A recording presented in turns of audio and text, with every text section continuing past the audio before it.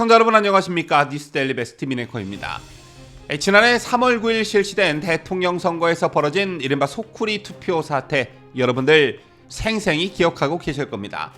이 사건으로 노정희 선관위원장이 사퇴하는 등 파장이 만만치 않았었지요. 이 사건이 터지고 6개월 후인 지난해 9월 중앙선거관리위원회는 특별감사를 벌여 책임자 5명을 징계했다고 밝혔습니다. 그런데 징계 수위가 낮아도 너무 낮다, 이거 장난하자는 거냐라는 비판이 일었었는데, 징계 종류를 보니까 정직 2, 3개월, 불문 경고, 그리고 경고가 전부였습니다.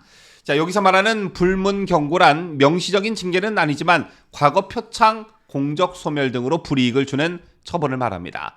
자, 그러나 투표용지가 비닐팩이나 종이상자, 플라스틱 소쿠리 등에 담겨 옮겨지는 등 총체적 부실 관리로 당시 김세환 사무총장과 노정희 중앙선거관리위원장이 자진 사퇴할 정도로 논란이 컸다는 점을 떠올리면 징계 수위가 그따위냐라는 비판이 일 수밖에 없었던 것이지요. 그런 반면 전국 각지의 투개표 현장에서 부실한 관리 행태에 항의하다가 선관위로부터 고발당한 시민들은 그야말로 범죄자가 될 판입니다. 지금부터 이른바 소쿠리 투표 사태 이후 문제점을 지적한 시민들이 어떠한 고초를 겪고 있는지 보도해 드리겠습니다.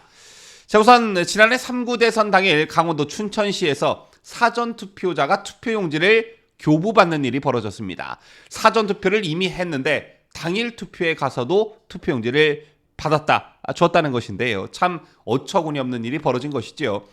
그렇다면 중복투표를 시도한 시민은 왜 이런 행동을 벌였을까요? 특정 정당의 후보를 당선시킬 목적으로 2번 투표하기 위해 그랬을까요? 아니었습니다. 자, 70대 이모 씨는 투표지를 교부받은 뒤 현장에서 일어나서는 안 될 일이 일어났다고 목소리를 높였는데, 만약 불순한 의도를 가지고 중복투표를 시도했다면 그냥 조용히 투표하고 갈 일이면 됐었는데 바로 그 자리에서 문제 제기를 한 것입니다. 이 씨의 주장에 따르면 당일 이 씨의 아내가 이명으로 약을 복용하는데 어지러움증을 호소해 아내의 투표를 돕기 위해 동행한 것이고, 정작 자신은 투표용지를 받고선 즉시 항의했으니 2번 투표하려는 의도가 아니었다는 것입니다. 누가 봐도 합리적이고 상식적인 해명이죠. 자, 그런데 선관위는 이 씨에 대해 춘천경찰서에 고발장을 제출했습니다. 총 4개의 제목이었는데 공직선거법 제163조 투표소 등의 출입 제한, 그리고 제242조 투표 개표의 간섭 및 방해죄, 또 제248조 거짓이라는 의미의 사위투표죄, 그리고 돈법 제256조 각종 제한 규정 위반죄가 그것이었습니다. 따라서 이 사건은 재판까지 가게 됐는데 1심 재판부는 이 씨에 대해 벌금 50만 원에 집행유예 1년을 선고했습니다. 자, 이미 사전투표를 마친 이 씨가 투표 당일 투표소에 들어간 것에 대해 재판부는 중복투표가 가능한지 확인하기 위해 투표소에 들어간 것으로 보인다고 판단했습니다.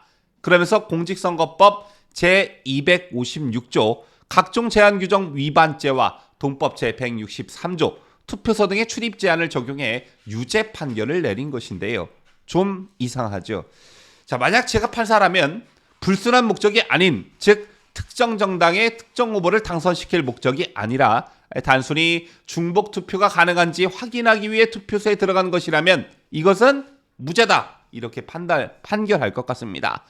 자, 그런데 1심 재판부는 이런 사실을 인정하면서도 유죄 판결을 내린 것입니다. 제가 볼 땐 처벌받아야 할 사람은 이 씨가 아닌 관리 감독을 소홀히 한 선관이라 생각하는데, 이 씨가 투표용지를 받을 수 있었던 것은 투표 사무원들의 실수였기 때문이었습니다. 너무나 당연히 유권자의 신분을 따져 이 씨가 사전투표자라는 사실을 확인했어야 했죠. 자, 만약 이런 것에 대한 구멍이 뚫려 한 명이 아닌 다수가 이런 점을 노리고 중복투표를 했다면 엄청나게 큰 사건이 될 뻔한 일이었습니다. 그런데 더 충격적인 것은 이 사건과 관련해 선관위 직원이 처벌받은 사실이 없었다는 것입니다. 선관위가 교묘하게 책임을 피해갔다, 이렇게 볼 수 있는데, 이 씨에게 투표용지를 교부한 건 투표사무원의 실수였는데 당시 투표사무원은 선관위 소속이 아니라 다른 관공서에서 협조 요청을 받고 온 공무원이거나 위촉된 시민이었기 때문이었습니다. 공직선거법에 따라 투표사무원을 위촉하는 것은 일선 읍면동 선관위인데요. 투표 사무원 자격을 타 직종 종사자에게도 부여할 수 있기 때문에 실수를 해도 선관위는 관리 책임에서 비켜설 수가 있는 것입니다. 즉 책임 소재를 가릴 때 빠져나갈 구멍이 있는 셈이라는 것이죠. 자, 실제 김영도 국민의힘 의원실이 제공한 중앙선관위 선거관리혁신위원회 결과 보고에 따르면 제20대 대선에서 투개표 사무원으로 위촉된 지방공무원은 총 14만 4,369명으로 전체 31만 3,304명 중 46%를 차지했습니다.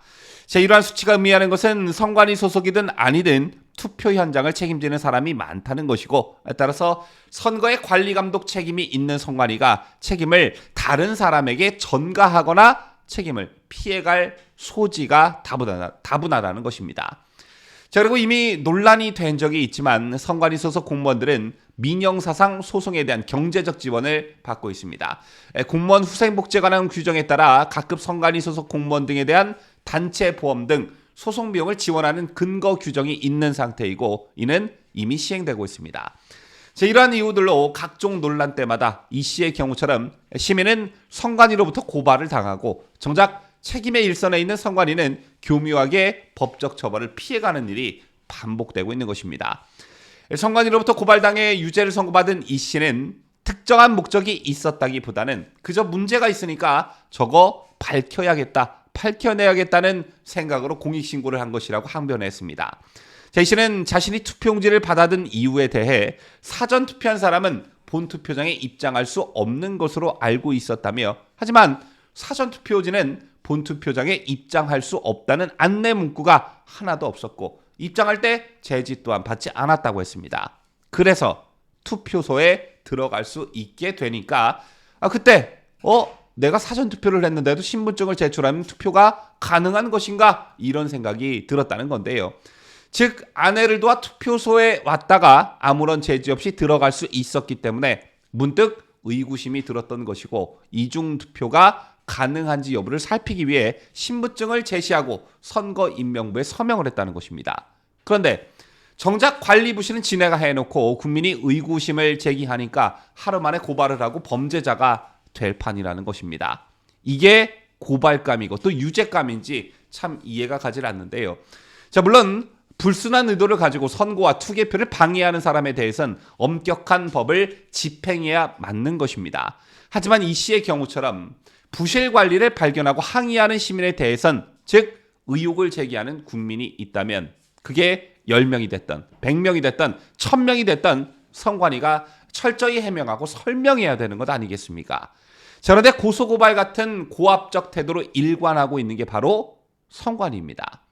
이런 게 하나둘씩 쌓여 민주주의 꽃이라고 하는 선거제도에 대한 국민들의 불신이 생긴다면 그것이야말로 진정한 민주주의의 위기 아니겠습니까? 제발 선관위 각성하길 바라겠습니다. 지금까지 저는 자유대한민국을 수하는 뉴스데일리 베스트 민앵커였습니다.